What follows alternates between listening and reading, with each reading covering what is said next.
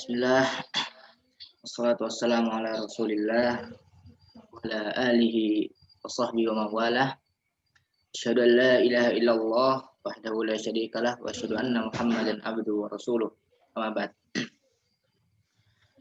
Baik, alhamdulillah kita bersyukur kepada Allah Subhanahu wa taala yang masih memberikan kita nikmat yang sangat banyak sehingga kita bisa bertemu lagi di kajian, di acara rutin kajian malam Senin bersama Ustadz Abu Ahmad dengan materi hadis Arba'in An-Nawawiyah. Baik, kepada para peserta diharapkan untuk menyalakan videonya, kameranya, dan juga diharapkan untuk mencatat faedah-faedah yang akan diberikan oleh Ustadz Abu Ahmad Fidhullah Ta'ala.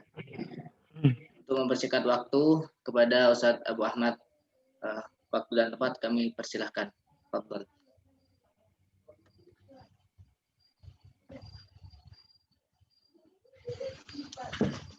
Bismillahirrahmanirrahim.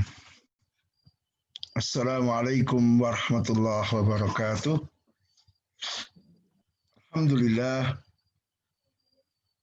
Wassalatu wassalamu ala rasulillahi wa ala alihi wa ashabihi wa mawalah. Amma ba'd. Ayyuhal ikhwah, arsyadakumullah li ta'atillahi ta'ala. Kita bersyukur pada malam hari ini bisa kembali duduk bersama mempelajari hadis-hadis Rasul sallallahu alaihi wa ala alihi wasallam. Terlebih hadis yang kita pelajari adalah hadis-hadis yang merupakan pokok dari perkara agama kita. Dan kita senantiasa berdoa, memohon kepada Allah Azza wa Jalla untuk diberikan ilmu nafi', ilmu yang bermanfaat, ilmu yang menjadikan kita semakin taat kepada Allah, semakin mendekat kepada Allah, semakin taat dan cinta kepada Allah Ta'ala. Sehingga diharapkan dengan bertambahnya ilmu, semakin baik keadaan kita. Kemudian al-ikhwah rahimakumullah, di malam hari ini kita sampai di hadis ke-8. Ya, hadis ke-8. Yaitu an Ibnu Umar radhiyallahu ta'ala anhuma anna Rasulullah sallallahu alaihi wasallam qala umirtu an uqatilan nasa hatta yashhadu an la ilaha illallah wa anna Muhammadan Rasulullah wa yuqimus salata wa yu'tuz zakata fa idza fa'alu dzalika asamu minni dima'ahum wa amwalahum illa bihaqqil Islam wa hisabuhum 'ala Allah Ta'ala. Ya, rawahu Al-Bukhari wa Muslim. Nah, dari Ibnu Umar, siapa namanya? Ibnu Umar ini? Lutfi. Siapa namanya? Ibnu Umar.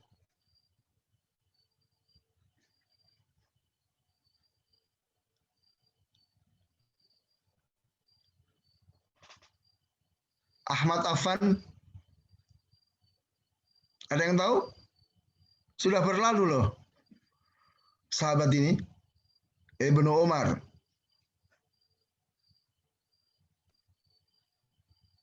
Hah? Abdullah bin Umar. Abdullah bin Umar. Nah, namanya Abdullah. Umar adalah ayahnya. Semoga Allah meridhai beliau berdua. Ya. Beliau Abdullah bin Umar ini dikenal sebagai salah satu tokoh ulama dari kalangan sahabat. Beliau juga dikenal sebagai sahabat yang sangat kuat dalam mengikuti Rasul Shallallahu Alaihi Wasallam. Jadi etibanya itu sangat kuat, sehingga menjadi pembahasan tersendiri ya ketika misalnya tidak didapatkan riwayat dari Rasul, tetapi kok Ibnu Umar melakukan. Nah, seperti dalam pembahasan apa? Pembahasan mengangkat tangan dalam takbir tambahan dalam sholat id. Itu mengangkat tangan atau tidak? Ya, hadisnya nggak ada, tapi Abdullah bin Umar melakukan beliau. Maka menjadi pertimbangan bagi para ulama karena beliau dikenal sebagai orang yang sangat kuat ittiba kepada Rasul Sallallahu Alaihi Wasallam. Beliau mengatakan bahwa Rasul Sallallahu Alaihi Wasallam telah bersabda, "Aku diperintah untuk memerangi manusia sampai mereka bersaksi tidak ada sesembahan yang benar kecuali Allah, dan bahwasanya Muhammad adalah utusan Allah. Mereka menegakkan salat, mereka membayar zakat." Nah, apabila mereka manusia itu melakukan 3 perkara itu, maka terlindungi mereka dariku darah dan harta mereka, kecuali dengan hak Islam. Adapun perhitungannya itu kembali kepada Allah Ta'ala. Ya, hadis diriwayatkan oleh Bukhari dan Muslim. Nah, jadi hadis ini hadis yang sangat besar, sangat agung sekali oleh ikhwah rahimakumullah. Ya. Di mana dari hadis ini kita dapati bahwa tugas Rasul itu menyampaikan. Umirtu, aku diperintah. Nah, dan Rasul diperintah untuk memerangi manusia sampai manusia itu apa? Mengucapkan 2 kalimat syahadat, mengerjakan sholat, membayar zakat. Kalau 3 ini dilakukan oleh seseorang, maka dia terlindungi jiwa dan hartanya. Kecuali kalau ada hak Islam yang kemudian menjadikan dia tidak lagi terlindungi harta dan jiwanya. Ya, adapun hisabnya, maksudnya hisab ini perhitungan, itu terserah Allah Ta'ala. Maka dari hadis ini kita bisa dapatkan bahwa kita diperintah menghukumi manusia berdasarkan apa yang nampak pada dirinya. Ya, kalau zahirnya yang nampak itu dia bersahadat, dia sholat, dia zakat, ya berarti dia muslim. urusan batin, apakah syahadatnya itu bohong, sholatnya itu pura-pura, itu urusan dengan Allah Ta'ala, bukan urusan kita. Maka kita tidak boleh ya masuk ke dalam ranah batin seseorang. Ya, kita hukumi manusia berdasarkan apa yang nampak pada dirinya. Kemudian al-ikhwah rahimakumullah, ya, di dalam hadis ini Rasul menyebutkan 3 syariat Islam. Ya, syariat Islam yang besar. Yang dengan syariat itu seseorang ditetapkan sebagai seorang muslim. Yang mana itu kira-kira? Syariat Islam yang menjadikan manusia itu dikatakan, dihukumi sebagai seorang muslim. Mana dari 3 perkara itu? Raif. Aina Raif?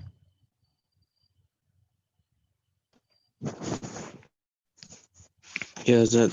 Ya. Mana dari syariat Islam yang menjadikan seseorang itu menjadi muslim?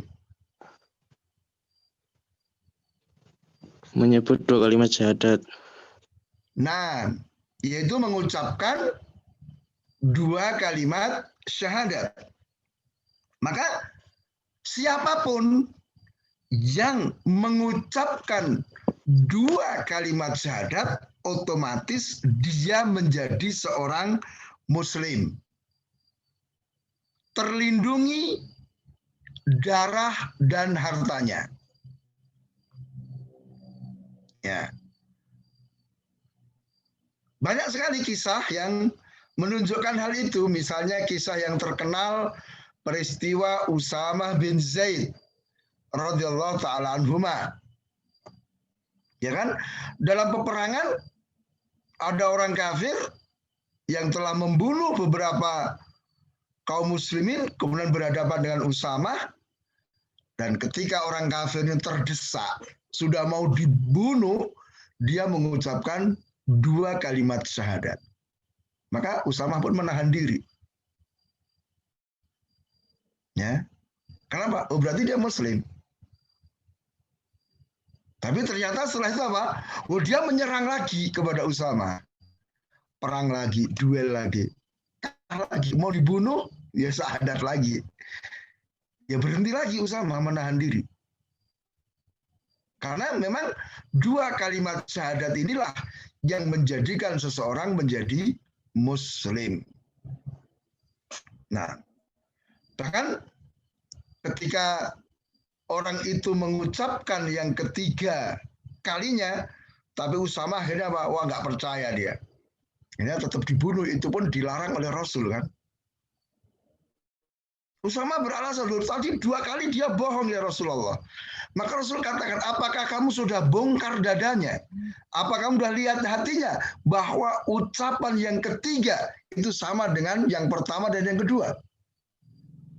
Nih, bukti bahwa kita hanya boleh menghukumi manusia berdasarkan apa yang nampak. Nah, kemudian yang kedua, Rasul menyebut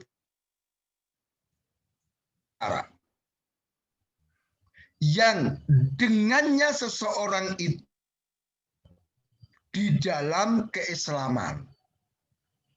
Itu apa? Menegakkan sholat dan membayar zakat. Nah, jadi di sini orang kafir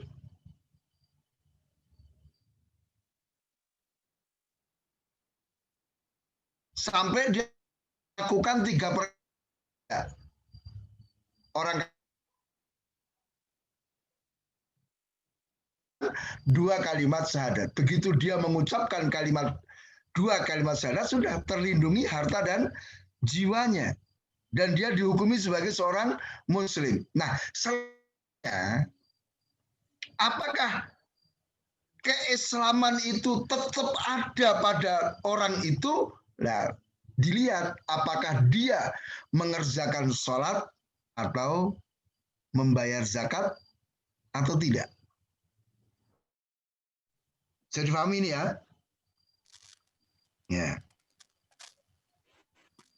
Maka lihat bagaimana Rasulullah mengatakan al-farqu bainana wa bainahum as-shalah. Faman taraka faqad kafar.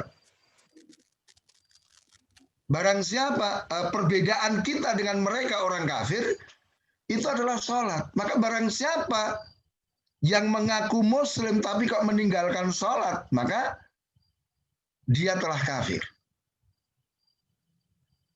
Jadi seseorang meninggalkan sholat, ya, sengaja dia tidak mau mengerjakan sholat, maka dia kafir, keislamannya batal. Berarti tidak lagi terlindungi harta dan jiwanya. Demikian pula orang yang menolak membayar zakat, maka dia diperangi. Ya, dia diperangi.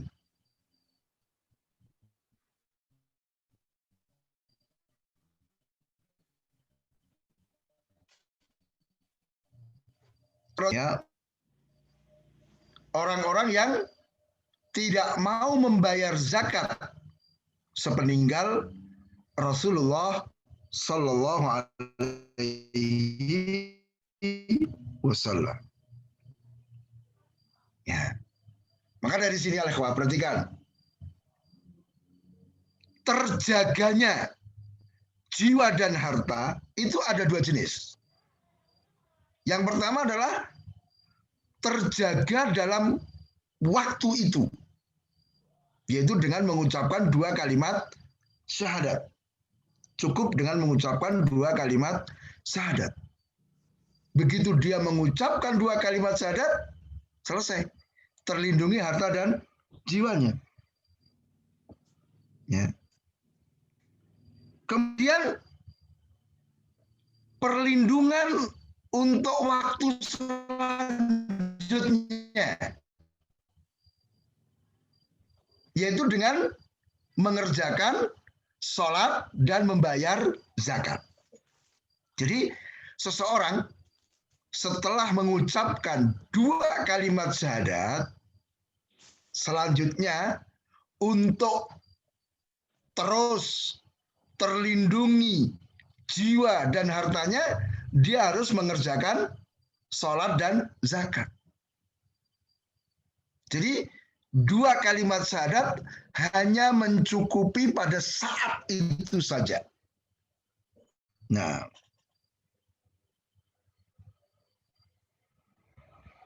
jadi seseorang setelah mengucapkan 2 kalimat syahadat, dia harus melakukan, menunaikan apa yang menjadi hak, konsekuensi dari 2 kalimat syahadat tersebut. Nah, konsekuensi yang paling besar adalah apa? Itu mengerjakan sholat dan membayar zakat. Nah, ya. Karena tadi dikatakan apa? Barang siapa yang melakukan 3 itu, maka terlindungi jiwa dan hartanya, kecuali dengan hak Islam. Apa hak Islam itu? Ya, hak Islam itu 2. Jadi seseorang itu bisa dirampas hartanya, bisa dibunuh karena 2 hal. Pertama, dia meninggalkan kewajiban-kewajiban syariat yang dengan itu dia boleh dibunuh. Seperti tadi meninggalkan sholat. Nah, dia tidak mau membayar zakat. Nah, sebab yang kedua, dia melanggar larangan-larangan yang dengannya orang itu boleh dialirkan darahnya. Contohnya apa? Nih, mana buku anu? Kosong. Nah, ada yang tahu? Seseorang melakukan pelanggaran Anu ya. Pensil. yang dengan itu dia apa? Dialirkan darahnya, boleh dibunuh. Al-Hasan. Apa kira-kira? Gosok sendal, kemudian boleh dibunuh begitu? Apa kira-kira?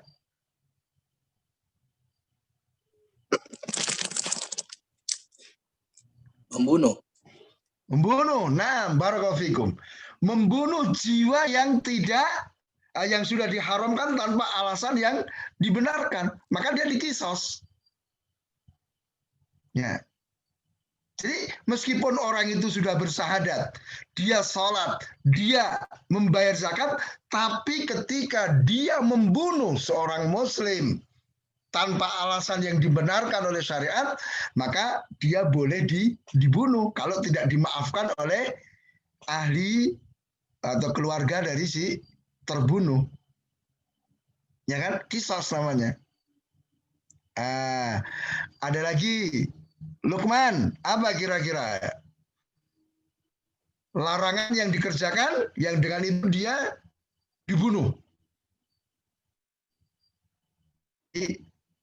Membunuh tanpa alasan yang dibenarkan. Yang kedua apa contohnya?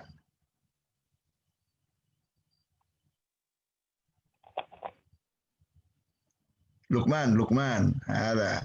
Buka mic-nya, terus dijawab.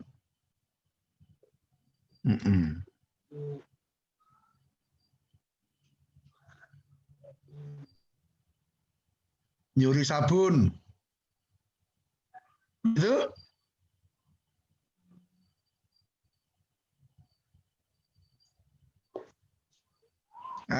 Faizul.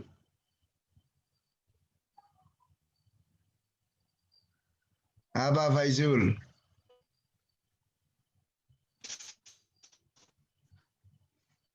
Banyak kok, banyak.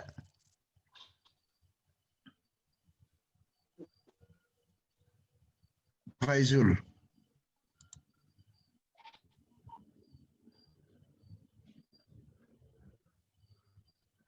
Ya, Apa? buat ada Ustaz. Waduh, kemana kamu? Melakukan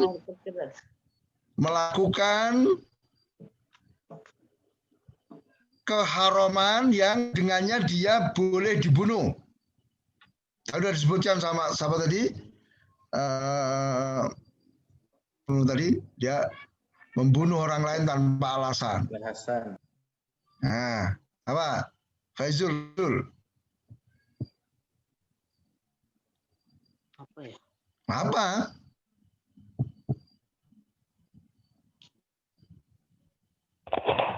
Gak bisa kayaknya. Ahmad Hanafi. Murtad keluar dari Islam. Murtad keluar dari Islam. Nah, itu ketika dia murtad diminta tobat, kalau nggak mau dibunuh. Ada lagi yang lain? Aslam? Zina. Nah, zina muhsan.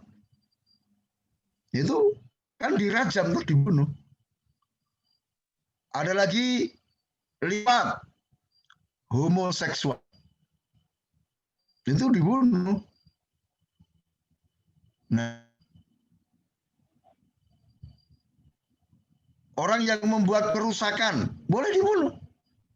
Perampok jalanan, ya kalau sekarang begal misalnya, boleh dibunuh. Ya. Orang yang memberontak kepada penguasa, boleh diperangi. Ya, meskipun orang yang dialirkan darah dibunuh ini tidak mesti kafir, ya, tidak mesti dikafirkan. Jadi misalnya tadi orang yang berzina dengan zina muhsan kan tidak kafir. Nah, maka apabila seseorang yang pada asalnya sudah terlindungi jiwa dan hartanya, tetapi kemudian dia melakukan perkara keharaman-keharaman yang dengannya dia boleh dibunuh, ya dia dibunuh. Atau dia meninggalkan kewajiban-kewajiban yang dengannya dia boleh dibunuh, ya dia dibunuh. Nah, ya. Kemudian dari hadis ini, ya, hendaknya kita sekali lagi betul-betul menjaga 3 perkara tadi. Syahadat, sholat, ya, membayar zakat ketika kita memang termasuk orang yang terkena kewajiban zakat. Nah, ya, terutama sholat al-ikhwah, karena ini adalah ibadah yang sangat tinggi.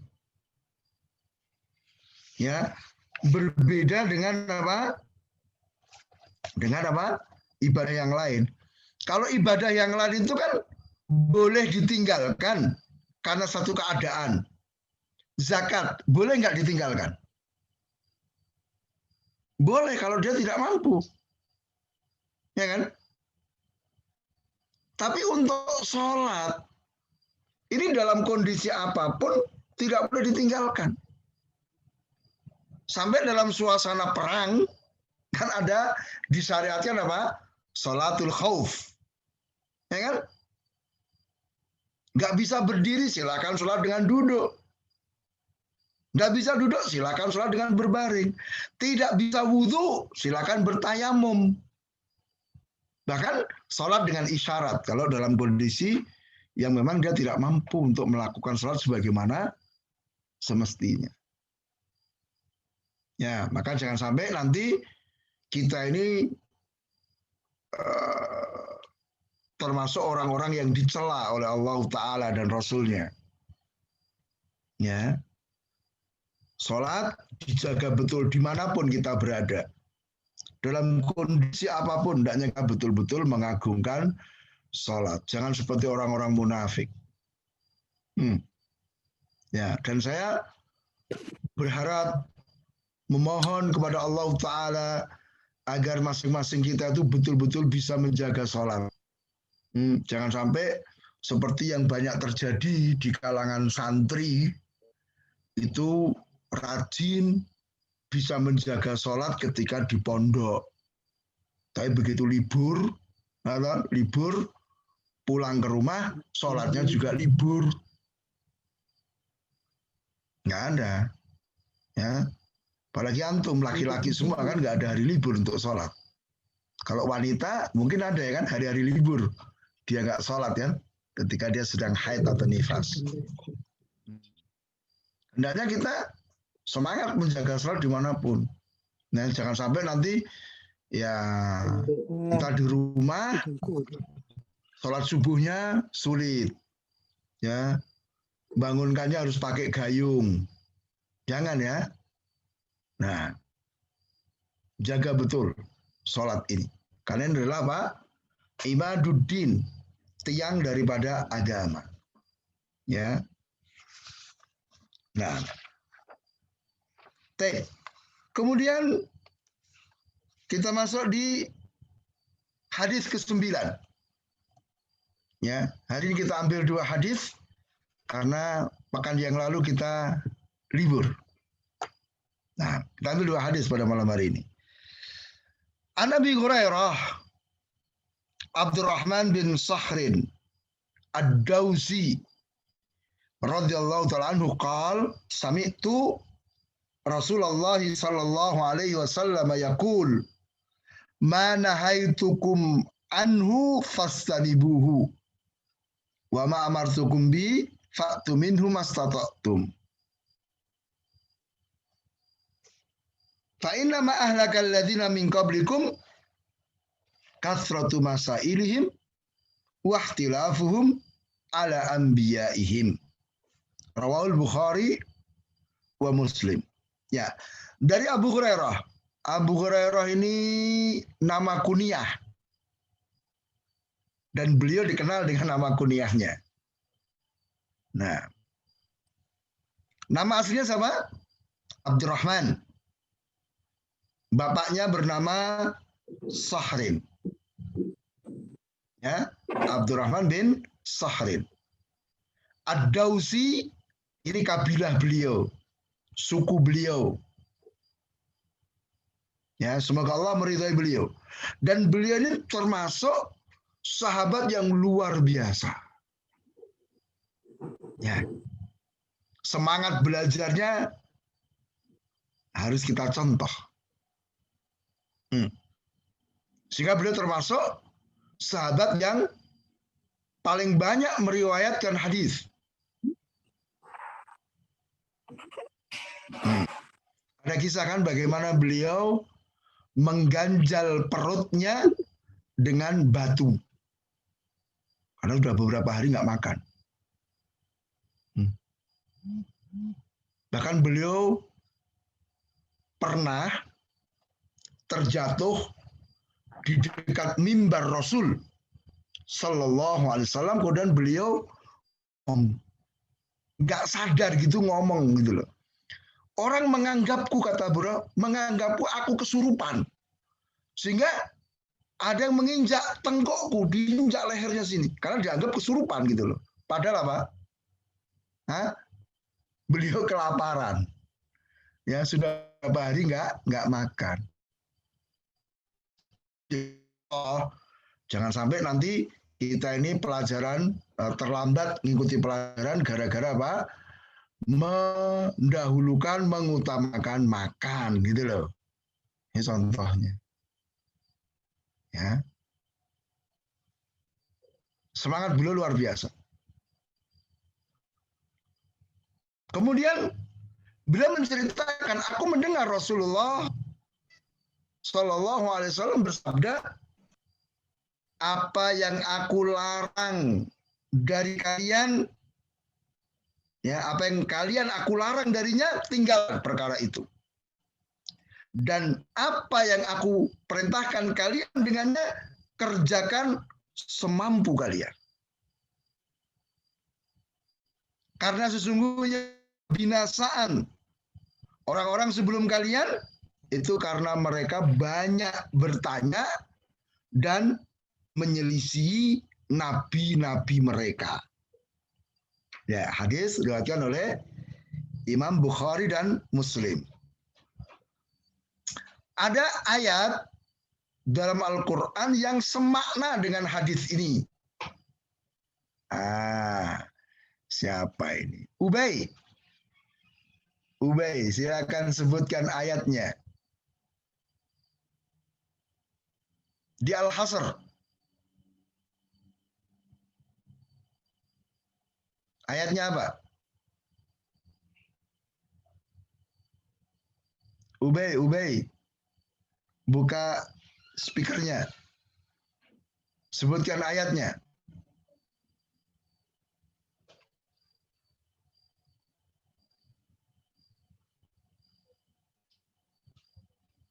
Fadli jangan hilang. Apa ayatnya? Di surat Al-Hasr. Maknanya sama dengan hadis ini.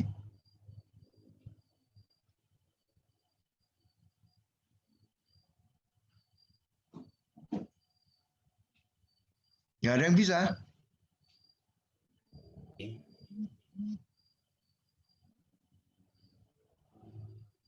Al-Hasan.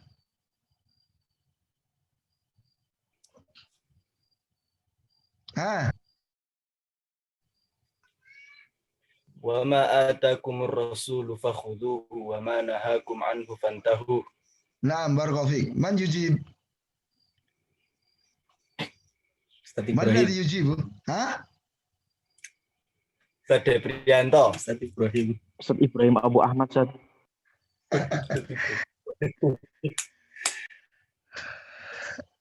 Al-wajib alladzi yus'al. Nah. Taib ayatnya wa ma atakumur rasulu fakhudhu wa ma nahakum anhu fantahu. Nah. Jadi ada riwayat lain wa ma amartukum bi fa'tu minhu, ada riwayat lain yang lafadznya faf'alu minhu, kerjakan. Ya, jadi makna fa'tu minhu itu faf'alu minhu, kerjakan apa yang diperintahkan itu. Baik. Di dalam hadis ini al-ikhwah rahimakumullah, Rasulullah menjelaskan kewajiban yang harus kita lakukan ketika mendapatkan perintah atau larangan syariat.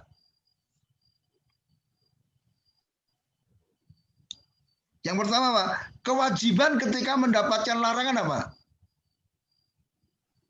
Fastanibu, ya kan? Tinggalkan dan jauhi. Mana haitukum anhu fastanibu. Apa yang kalian aku larang darinya, istanibu.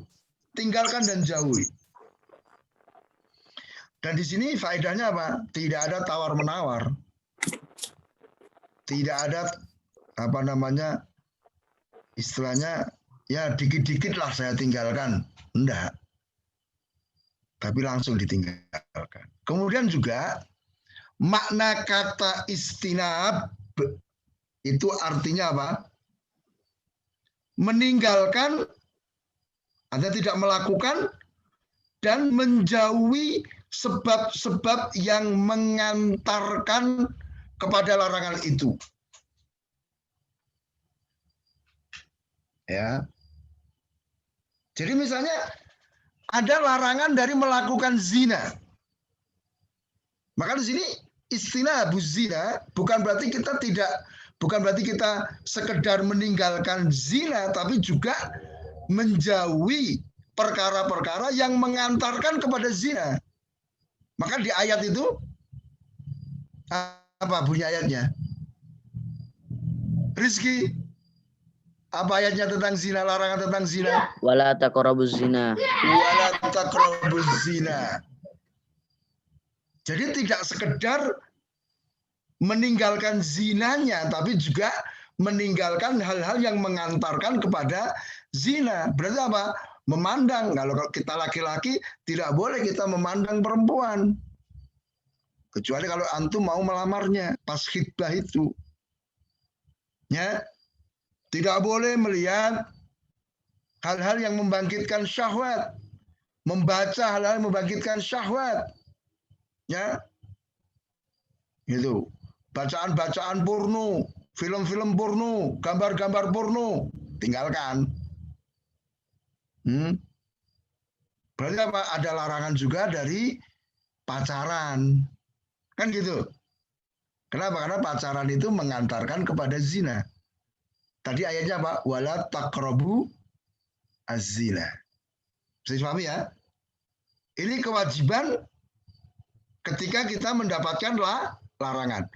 Tinggalkan dan jauhi perkara-perkara yang mengantarkan kepada larangan itu. Oke. Kemudian yang kedua, kewajiban ketika kita mendapatkan perintah. Apa? Wa ma amartukum bihi fa'tu minhu mastata'tum. Yaitu mengerjakan kewajiban itu semaksimal yang bisa kita lakukan. Ya, jadi kalimat mastata'tum itu bukan berarti seenaknya kita. Saya mampunya segini kok. Enggak, ini harus sampai pada level memang kita mentok kemampuan kita segitu. Ya. Puncak kemampuan kita seberapa ya di situ kewajiban kita. Mengerjakan apa? Perintah-perintah itu. Nah,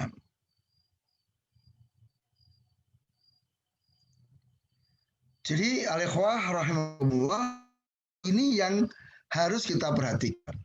Ya, jadi sekali lagi saya ulangi kaitannya dengan larangan yaitu apa? Yaitu meninggalkan larangan itu sendiri dan menjauhi apa? Perkara yang mengantarkan kepada larangan tersebut. Nah, dan di sini al-ikhwah perhatikan, kita sudah pernah bahas ya tentang makna syahadat anna Muhammadan Rasulullah. Kita sudah pernah bahas. Apa maknanya? Apa saya ingat? Nah, ada ingat? Maknanya ada 4. Makna syahadat Muhammad Rasulullah. Nah, فيما أمر وتصديق فيما أخبر واجتناب ما نهى عنه وزجر ولا يبدأ إلا بما شرع. nah, Fikum. Jadi apa? Tasdiqu ma akhbara bihi. Jadi apa yang dikabarkan Rasul kita membenarkan, kemudian apa? Mengerjakan, ya, mentaati apa yang diperintahkan oleh Rasul, meninggalkan apa yang dilarang dan dicela oleh Rasul, dan beribadah kepada Allah dengan mengikuti Rasul. Itu maknanya. Maka di sini lihat, ya, kita dalam menghadapi perintah dan larangan Rasul sudah sami'na wa ata'na.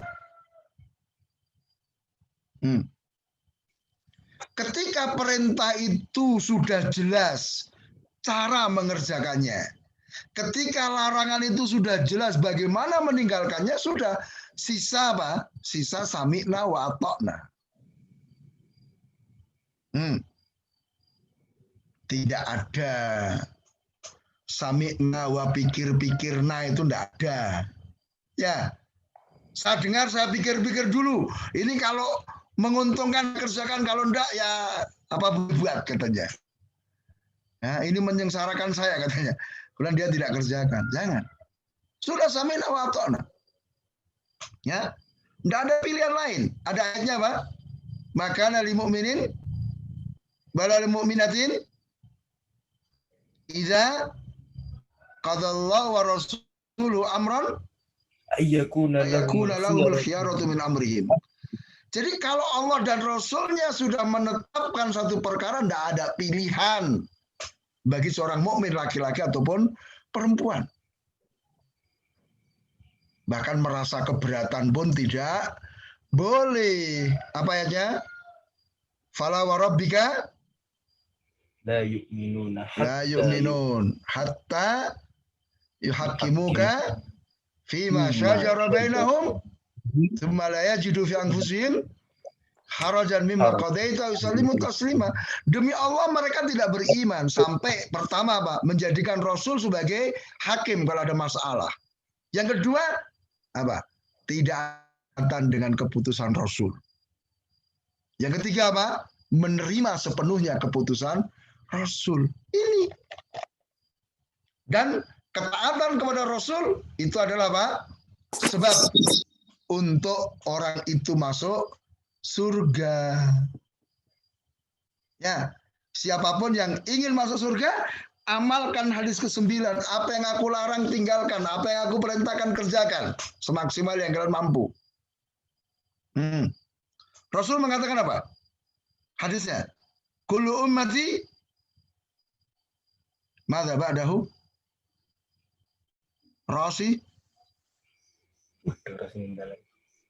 Rosi meninggalkan gelanggang. Sedang membalap kemana beliau? Beliau bertugas. Baik, Anas. Apa? Hadisnya. Kullu ummati Yadkhuluna al-jannata illa man aba.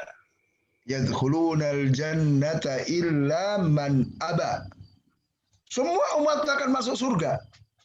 Kecuali yang tidak mau. Buat sahabat heran. Kok ada orang yang tidak mau masuk surga? Kulna. Ya Rasulullah man ya'ba.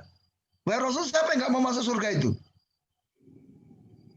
Kalau Rasul, man ata'ani dakhalal jannah wa man asani faqad aba. Siapa yang mentaatiku itu masuk surga.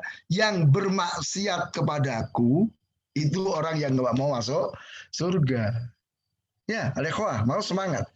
Jadi ketika ada perintah, ada larangan, jelas caranya kerjakan. Yakinlah itu yang akan membawa kebaikan, kebahagiaan untuk kita di dunia dan di akhirat. Ya, sudah. Kalau jelas perintahnya, ya sudah, singkirkan perasaanmu. Buang pikiran-pikiranmu. Ya kan? Sebagian para sahabat itu ketika Rasul perintah, ya mereka jalan. Ketika Rasul melarang, mereka tinggalkan, sudah selesai. Ada kisah yang sangat luar biasa. Pada zaman itu, pada zaman sahabat, sebelum turun ayat berkenaan dengan keharaman khamr. Apa ayatnya? Ayat tentang larangan khamr. Ilamal khamru. Ya ayyuhalladzina amanu. Innamal khamru wal maisir. Innamal khamru wal maisir wal ansabu wal azlam. Rijsun min amali syaitan. Nah, jadi ayat yang mengharamkan sebelum turun ayat itu, khamr itu ada di setiap rumah-rumah kaum muslimin. Setiap rumah itu ada khamrnya. Kayak kita punya teh gitu kan. Ya kalau di kita kan teh itu setiap rumah punya kan. Aneh kalau nggak punya teh. Nah, itu mereka punya. Jadi minuman. Jadi kalau mereka itu bahasa kita ya wedangan. Wedangan itu kalau kita kan minum teh. Sana itu khamr. Itu. Begitu turun ayat itu tadi. Ya. Innamal khamru wal maisiru ya wal ansabu wal azlamu rijsun min amali syaitan fastanibuh. Waktu itu sedang berkumpul di rumahnya Abu Talhah beberapa sahabat. Apa itu? Pengumuman apa itu? Tolong keluar kamu. Ya. Wah, itu khamr haram, langsung ditumpahkan semua khamr itu.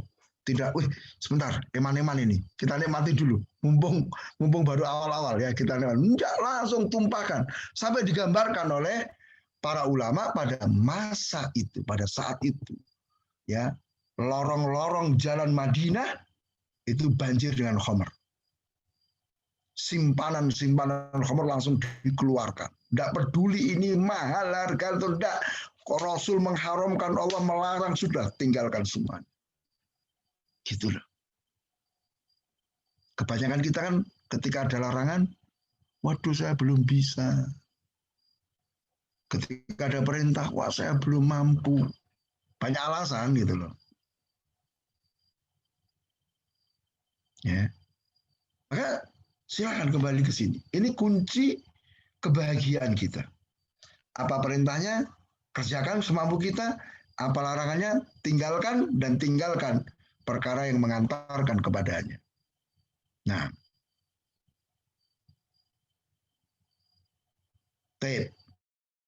kemudian di sini, kenapa saya cerita itu? Karena Rasul katakan, fa'illa ma'ahlaka ladina min qablikum. Sesungguhnya kebinasaan orang-orang sebelum kalian. Siapa? Al-Yahud wa Nasara. Jadi Al-Yahud wa Nasara itu dibinasakan oleh Allah Ta'ala. Kenapa? Likathrati masailihim. Karena mereka itu terlalu banyak bertanya. Nah, pertanyaan itu bukan dilarang. Orang bertanya itu kan modelnya macam-macam. Ada orang bertanya karena nggak ngerti. Ya itu malah diperintahkan untuk tanya. Fas'alu ala dzikri in kuntum la ta'lamun, kan begitu. Tapi ada orang itu yang bertanya dalam rangka untuk khilah. Tahu khilah? Cari-cari alasan supaya bisa bebas gitu loh. Kalau ada perintah dia bisa tidak ngerjakan, kalau ada larangan bagaimana supaya dia bisa melakukan. Nah, ada yang tahu kisah Bani Israel yang di Suratul Baqarah tentang penyembelihan sapi itu. Itu contoh dari kathratu masailihim. Ya, Musa berkata, "Innallaha ya'murukum an tadbahul baqarah." Allah perintahkan kalian untuk menyembelih sapi. Awalnya mereka udah nolak. Qalu atattakhiduna huzwa? Apakah kamu akan menjadikan kami sebagai bahan olok-olokan manusia? Mulai mereka kan tidak berani nih nolak terang-terangan. Maka dia khilah dengan mengajukan pertanyaan. Sapinya yang kayak apa? Tolong kamu tanyakan wahai Musa kepada Allah, sapinya yang seperti apa? Ya. Maka dijawab oleh Musa apa? Allah menjelaskan bahwa sapi yang harus kalian sembelih adalah apa? Sapi yang pertengahan. La faridun wala bikrun awanun baina dzalik. Bukan sapi yang tua, bukan sapi yang masih kecil, tapi pertengahan. Tanya lagi. Ya, ma launuha. Tanyakan kepada Allah apa warna sapi itu. Ya, maka dijawab bahwa sapinya itu apa? Sofraun faqiul launuha tasurun nadirin. Sapinya itu warnanya kuning keemasan, orang kalau ngelihat seneng. Sudah gitu masih tanya lagi, ini sapinya belum jelas. Tolong tanyakan lagi kepada Allah. Sapinya belum pernah dipakai untuk membajak tanah, belum pernah dipakai untuk memompa air. Sampai akhirnya mereka ya terpaksa. Ini ikhwah. Kenapa dikatakan kebinasaan ketika orang itu banyak bertanya? Karena semakin banyak bertanya untuk perkara yang sudah akan lebih menyulitkan. Coba kalau awal Israel, Allah perintahkan kalian menyembelih sapi, sembarang sapi bisa disembelih kan? Asal orang mengatakan itu sapi entah tua, entah masih kecil, entah warnanya coklat, abu-abu, hitam, putih. Hah? Yang penting dia sapi kan gitu. Sudah dipakai untuk membajak ladang atau belum, yang penting dia sapi ya. Tapi karena makin bertanya, akhirnya apa?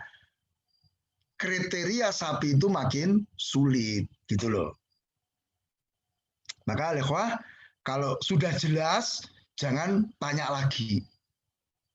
Ya, kalau sudah jelas ada perintah cara ngerjakannya begini, sudah jalan gitu aja. Ada larangan cara meninggal begini, sudah tinggalkan gitu aja. Sudah jangan banyak tanya. Akan membinasakan kalian. Sebab kedua adalah apa? Wahtilafum ala anbiya'i. Mereka banyak menyelisih. Tuh, menyelisih para nabi mereka. Nah, maka hati-hati. Allah Ta'ala mengabarkan kepada kita di akhir surat An-Nur. Maka qala Allah Ta'ala, falyahdharil ladzina yukhalifuna an amrihi an tusibahum fitnatun aw yusibahum adzabun alim. Hendaknya berhati-hati. Siapa? Orang-orang yang menyelisih urusan Rasul. Ya, urusan Rasul itu agama ini. Perintah dan larangan. Jadi hati-hati. Wahai orang-orang yang menyelisih perintah dan larangan Rasul, menyelisih sunnah-sunnah Rasul, menyelisih manhaj Rasul, apa? Fitnah atau akan tertimpa azab yang sangat menyakitkan. Fitnah di sini kata Ibnu Katsir minimalnya dosa. Kalau menyelisih Rasul minimal terjatuh dalam dosa. Bisa sampai pada tahap apa? Kemunafikan, kekafiran, kesyirikan, dan seterusnya. Ya, atau mendapatkan azab yang sangat menyakitkan, bisa jadi kalian dibunuh. Ya, sebagai hukuman had. Diperangi kalian. Mungkin di akhirat kalian juga akan mendapatkan azab dari Allah Ta'ala. Ya, seperti orang-orang yang membuat bid'ah, maka mereka diazab diantaranya dengan apa? Diharamkan minum dari telaga Rasul Sallallahu Alaihi Wasallam, padahal kondisinya sangat panas, sangat kehausan. Nah, ini, ya. Maka di sini, mengapa Rasul Sallallahu Alaihi Wasallam menyebutkan keadaan al-Yahud wa Nasara setelah menyebutkan tentang sikap yang harus dilakukan ketika mendapatkan perintah dan larangan, yaitu sebagai anjuran bagi kita kaum muslimin untuk senantiasa menerima, tunduk dengan syariat Allah Ta'ala. Apakah syariat yang berbentuk perintah ataupun yang berwujud larangan. Nah, demikian al-ikhwah, 2 hadis di malam hari ini semoga bermanfaat dan semoga Allah Ta'ala memberikan taufik kepada kita dan kita bisa mengamalkan apa yang kita pelajari pada malam hari ini. Ya, ini kaitannya dengan sikap, nah, yang harus kita ambil. Nah, wallahu ta'ala alam. Baik, itu dia tadi faedah-faedah yang telah diberikan oleh Ustadz Abu Ahmad. Semoga faedah-faedah yang tadi diberikan bisa bermanfaat bagi kita. Baik, bagi yang memiliki pertanyaan bisa menanyakan lewat chat atau menyalakan mikrofon. Baik.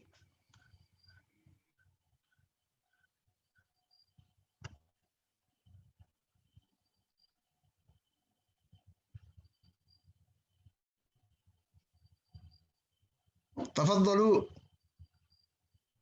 Ya. Man kana lahu soal falyas'al.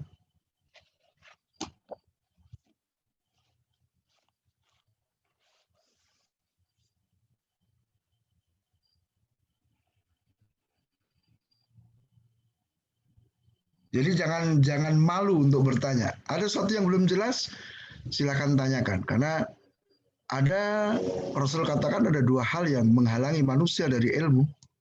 Itu apa? Kesombongan dan rasa malu. Nah,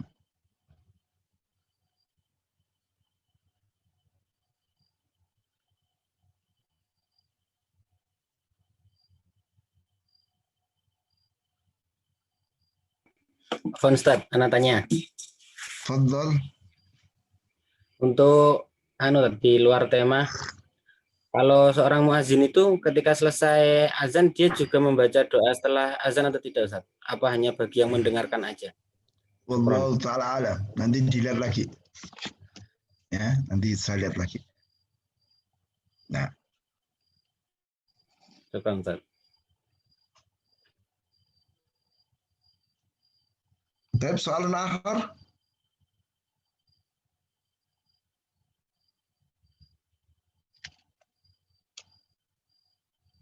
Tafadhol santri-santri yang lainnya kalau ada yang mau dipertanyakan bisa langsung tanya langsung atau bisa ditulis di chat.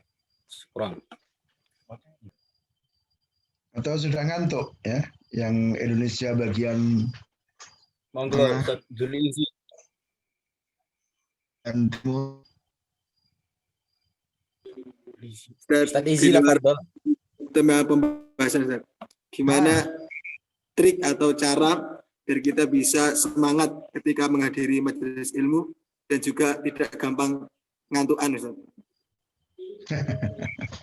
Ya, jadi bagaimana supaya kita semangat menghadiri majelis ilmu? Fahami bahwa ilmu itu jalan ke surga, ya kan? Bahwa ilmu itu jalan ke surga. Majelis ilmu itu taman surga. Sekarang siapa yang tidak mau masuk surga? Semua mesti pengen masuk surga. Ya, maka inilah jalannya. Rasul katakan apa? Man salaka tariqan yaltamisu fihi ilman sahalallahu bihi tariqan ilal jannah. Barang siapa menempuh satu jalan mendapatkan ilmu, maka Allah akan mudahkan dengan ilmu itu jalan ke surga. Rasul katakan idza marartum bi riyadil jannati farta'u, ya kan? Kalau kamu melewati taman-taman surga, silakan bersenang-senang di situ. Jannah. Majalis dzikri. Majelis zikir, majelis ilmu. Ya. Kemudian yang kedua, fahami bahwa orang itu akan diangkat derajatnya itu dengan ilmu. Ya. Sekarang misalnya nih contoh yang gampang aja. Mungkin tidak saya diminta untuk mengajar antum sekalian kalau saya nggak punya ilmu. Karena banyak orang kan yang mungkin seusia dengan saya, yang mungkin pendidikannya sama dengan saya, kekayaannya mungkin lebih hebat daripada saya, jabatannya lebih banyak daripada saya. Tapi kenapa mereka tidak diminta untuk ngajar? Coba berapa banyak ulama-ulama yang memiliki cacat fisik, tapi karena keilmuannya mereka diangkat oleh Allah di dunia dan di akhir. Syekh bin Baz, siapa yang nggak kenal beliau? Ya, beliau buta kan? Ya. Tapi raja saja menghormati beliau kan begitu. Nah, ya, banyak kan ulama-ulama yang buta, ulama yang cacat. Bahkan banyak kan bekas-bekas budak diangkat kedudukannya karena ilmu yang mereka miliki. Pahami itu yang kedua. Yang ketiga, pahami bahwa kita hadir di majelis ilmu itu adalah bentuk ibadah kepada Allah Ta'ala. Kenapa? Karena di samping ada perintah, banyak sekali nas-nas yang menyebutkan keutamaan orang yang hadir di majelis ilmu. Maka ini menunjukkan satu ibadah, karena ibadah itu kan semua yang dicintai dan diridhai oleh sesuatu yang diperintahkan pasti dicintai. Sesuatu yang disebut keutamaannya pasti dia dicintai. Sesuatu yang dicela orang meninggalkannya pasti itu hal yang dicintai oleh Allah Ta'ala. Gitu loh. Itu. Kemudian yang keempat, ya harus baca sejarah. Bagaimana para ulama zaman dahulu? Bagaimana orang-orang soleh pada zaman dahulu? Mereka belajarnya kayak apa? Kita ambil contoh, misalnya siapa? Abdullah bin Abbas radhiyallahu ta'ala anhuma. Beliau sudah dapat doa kan dari Rasul. Apa doanya? Ada yang hafal? Allahumma faqihu fiddin wa alimhu at-ta'wil, kan gitu. Tapi apakah beliau kemudian ya santai-santai, main-main, ya kan?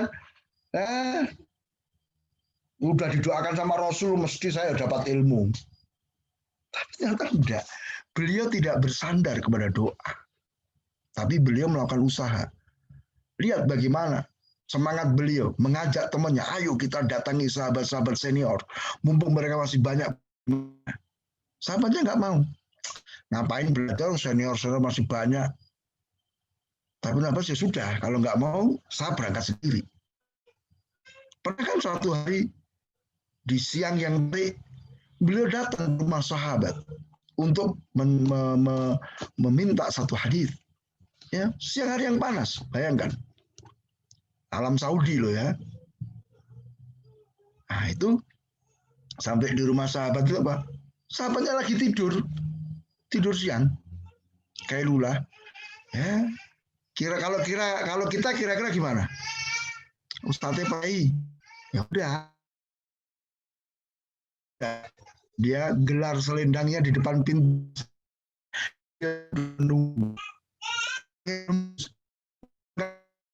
Pasir menerpa wajahnya yang mulia.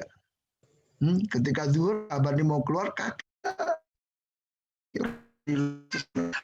Paman Rasul ada apa? Maksudnya cukup engkau panggil aku akan datang kepadamu. Apa kata Ibn Abbas? Al-ilmu yu'ta wa la ya'ti ilaih. Ilmu itu didatangi, bukan mendatangi. Masya Allah kan? Ya, bagaimana sahabat melakukan perjalanan 1 bulan hanya untuk mendapatkan 1 hadis? Kita duduk sebentar dapat 2 hadis. Ya. Kemudian yang kelima, bergaul, berkawan dengan orang-orang yang juga memiliki semangat menuntut ilmu yang kuat. Kalau maaf ya, kalau kamu berkawan, ya, apalagi kawan dekat dengan pemalas ya, kamu akan ketularan.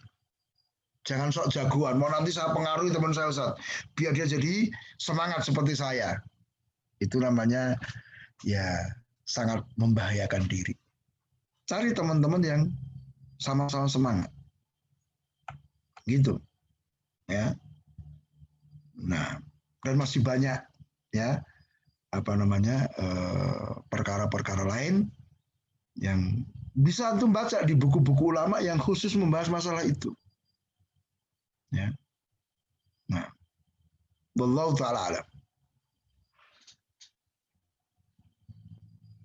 Afwan Ustaz, Cukup. ini ada pertanyaan. Apa hukum bergaul dengan lawan jenis? Nah, siapa dulu lawan jenisnya? Lawan jenisnya ibumu, saudara perempuanmu ya enggak apa-apa. Ya kan? Tapi kalau lawan jenis itu adalah wanita yang bukan mahrammu, maka ini nggak boleh. Ya. Meskipun mungkin masih ada hubungan keluarga dengan dirimu. Karena berbahaya. Syaitan itu akan menjerumuskan manusia dari berbagai jalan. Itu. Banyak orang terfitnah media sosial. Wah, mulanya menggunakan medsos, katanya untuk mendakwai macam-macam, akhirnya terlibat hubungan gelap. Ya, terjadi perzinahan. Banyak sekali kan kamu baca di berita-berita itu. Ya, seorang yang akhirnya hilang setelah berhubungan di media sosial. Nah, dan soal berikutnya di bawah itu ya, hukum sholat dengan memakai masker. Masalah, karena itu dibutuhkan. Dan ada pembahasan para ulama ya. Kemarin saya ada di buku kumpulan fikih itu, kumpulan fikih majalah ya. Jadi ada buku majalah Jam'iyah Fiqhiyah Saudiyah. Jadi untuk ada satu edisi ya, edisi ke-51 itu membahas khusus tentang permasalahan virus corona. Ya.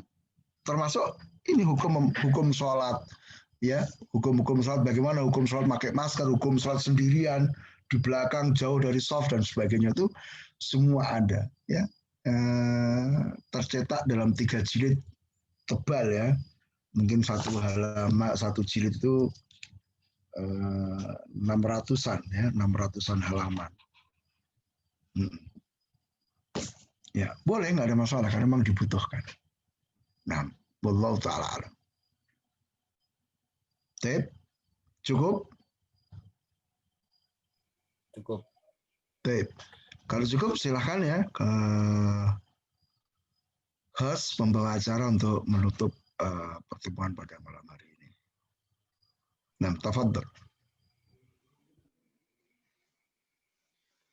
Baik, mungkin cukup sekian acara kajian rutin pada Isya malam Senin. Baik.